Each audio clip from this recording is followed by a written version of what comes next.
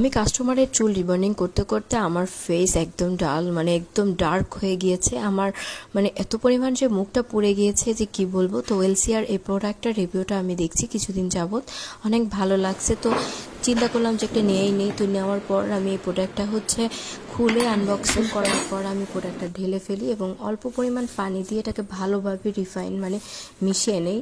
তারপর এটাকে সুন্দর মতো মিশানোর পর একটু সময় লেগে গিয়েছে, আর আমি হাতে মেহেদি পরেছিলাম যে কারণে তো একটু দিতেও আমার লেট হচ্ছিল। মিশিয়ে তারপর সুন্দর মতো মুখটাকে পরিষ্কার করে তারপর আমি আস্তে আস্তে করে মুখে দিয়ে নিলাম। একটু মেহেদি লেগেছিল মুখে।